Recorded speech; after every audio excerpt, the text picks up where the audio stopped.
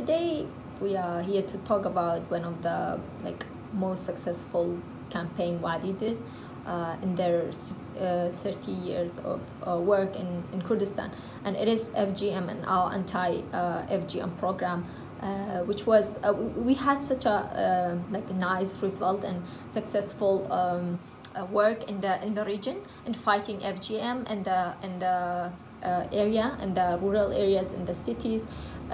This subject is such a important part of the work in our campaigns, because this not many people might believe, but FGM before 2004 was not a conversation in our society, and no one was daring to talk about FGM at all. And it was such a realization even for our own local staff to know this problem is in the society and we have to work with it. So our campaign and our program of fighting FGM make us very happy that we did such an amazing job in such a limited year to Yeah, and it's all about breaking the taboo, Bakhan, because it's in 2004 when we started, it was 70%. We did this preliminary researches, and then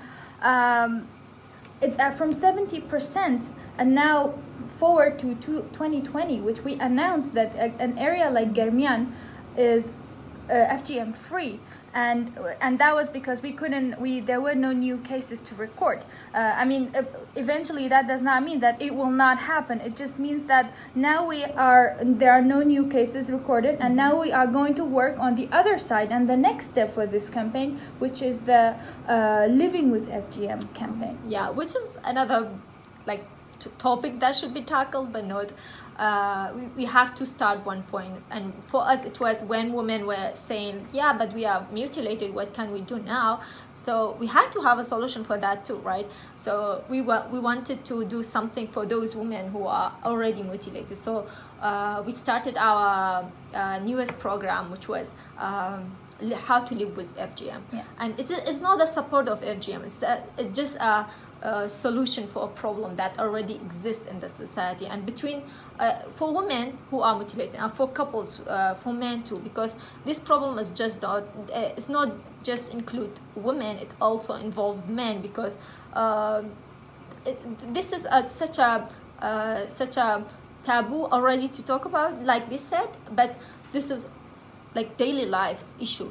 Yes. So and also because there are so many questions, there are so many things that people wonder about, and because we have a more or less a conservative society when it comes to sex and sexuality, you get to the point where people really cannot talk about these things. Yeah. And even when they do, sometimes the information is not correct, and you simply don't have enough awareness to talk about it. And we wanted to tackle this problem, like you said, it's an everyday problem. We wanted to tackle it with women and men as well, because both sides have different issues, but more or less they contribute to to solving the issue itself. Yeah, as sexual just as a subject is such a complicated stuff to talk about, but when it comes to a mutilated woman, it's much harder. So while working on it, we realized it's not just one part.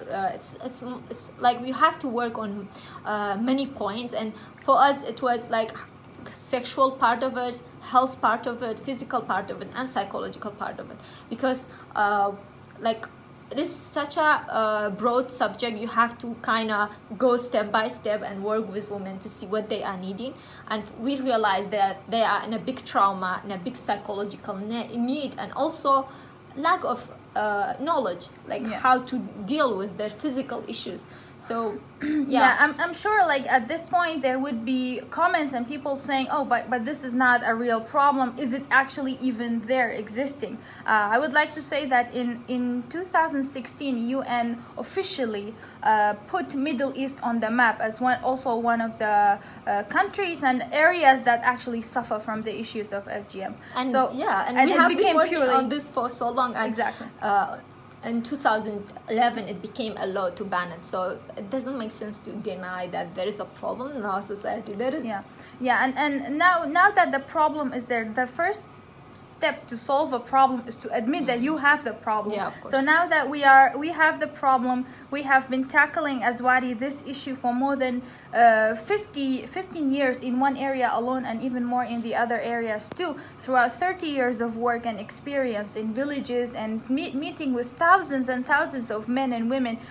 It's extremely important to tackle this issue and no longer make it as if it does not exist. We need to break this taboo, and this is with the living with FGM campaign. And part is that this is a small step into something very big, and also something that is prolonged and has a long-term goal to it. And for every change you need time to make it. Like, it just doesn't make sense in 1 year, 2 years, which most of the programs are like that. But for us as Wadi, we always believe you have to work with the people, and the people has to believe in the thing you are saying, and they have to continue what you are working on.